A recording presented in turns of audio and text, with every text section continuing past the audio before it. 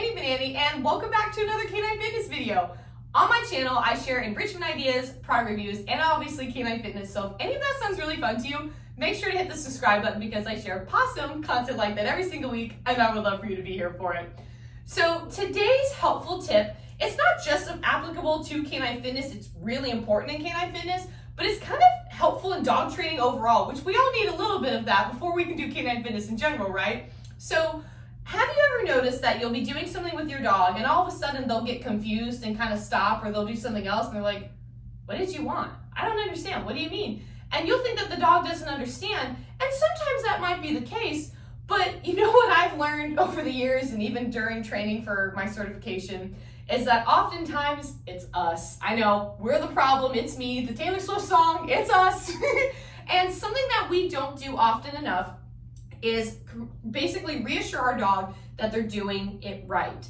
And it's not something that we're doing on purpose or like withholding rewards or anything like that to be mean or cruel. That's not it. Most of the time, we're so locked in on what we're trying to teach our dog that we are just so focused on the finish line that we forget that in order to like I'll just use like a 5K for example. In order to run a 5K, you have multiple mile markers in between. If you don't achieve each mile marker, you're never gonna make it to the end, right? Well, that's the same with our dogs. If we don't constantly reassure them along the way, they're not gonna make it to the end result that we're trying to teach them. And with canine fitness, that's extremely important. So I wanted to demonstrate this using a exercise that I think shows it so perfectly, which is pivoting.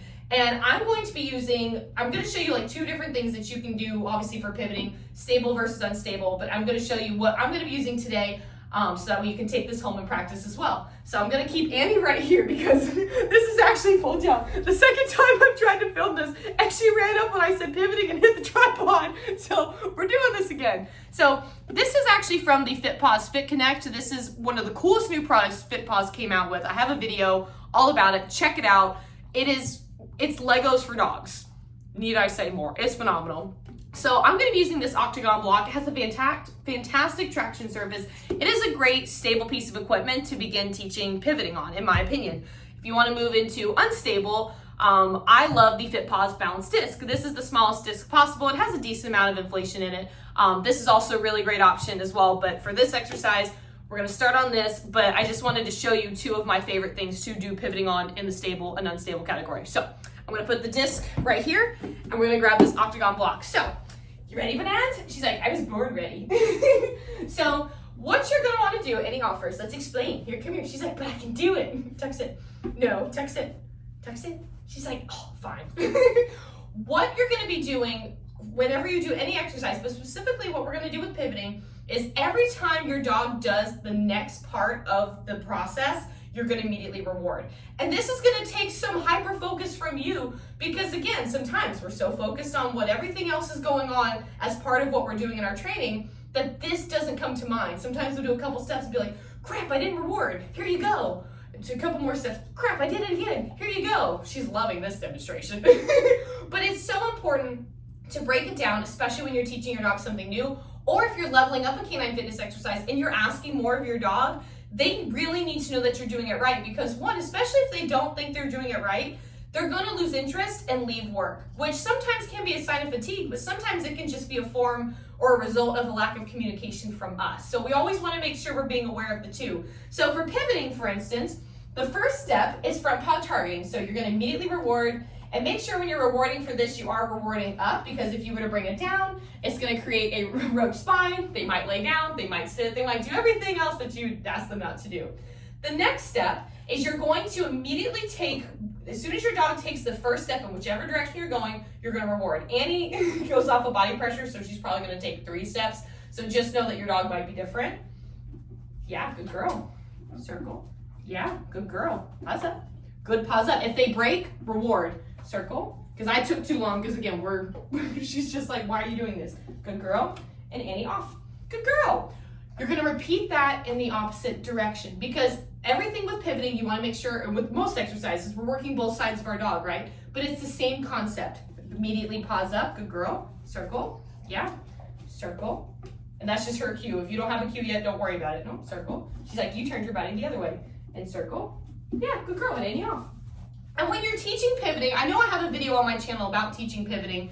you're going to want to, I have a video in there. I'm doing everything off of body pressure with Annie. When you're actually teaching pivoting, Annie, stay for a second. You're actually usually like right here, touch hold, and you're closer to your dog's body position. Good touch hold, that was fantastic. You're not always as separated. Every dog's different. At a certain point, you could get to that, or your dog might start there right off the bat. I can't tell you that for sure because I don't know your dog, but it's just a little pro tip as well.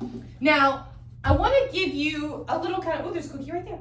I want to give you a bonus tip while we're here because this is something I actually recently did with my other dog, Diesel, who's on my channel here a lot too, and it was kind of a mind-blowing aha moment for me and for him. I was so happy. So one exercise that I like to do with him and for senior dogs and in general is I love to build what I call my little obstacle course. It's a great way for them to be picking up their feet, touching different surfaces, so it's improving balance, it's improving proprioception, it's doing so much for the dog.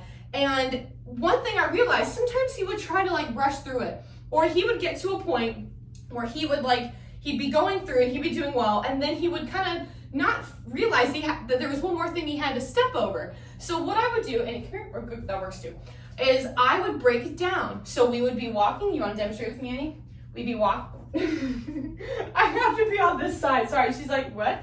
We'd be walking, wait, reward. After maybe he stepped on one or two things. Let's go, wait. She's like, what if I just pause up? Come here, do not do rear paw targeting on my weights. Oh my God. She will put her back feet on anything. I'm pretty sure I've shared that in other videos. Oh my gosh. I'm sure you just got the concept despite the chaos.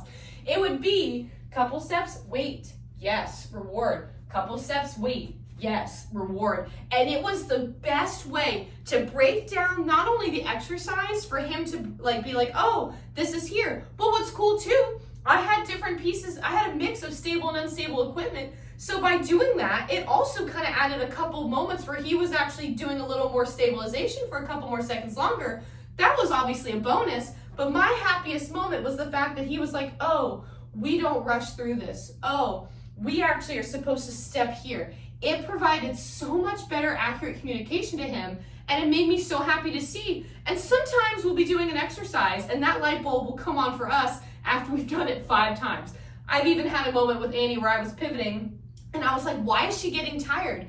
I truly thought in my mind that we had only gone around once. No, we'd gone around 3 times, and I was on the donut, and she was like, Mom, I'm freaking dying over here. It's because I was so locked in on what we were doing, I wasn't focused on those little details. And I noticed it after I recorded myself and caught what was happening. Another pro tip, I've shared that in many of my videos too. So this is a really helpful tip that can aid you in your canine fitness training, in your everyday dog training, because at the end of the day, our dogs might not be confused. They might just not know that they did it right all along. So I hope this video was helpful. If you have any questions, please let me know in the comments. Share this with a friend.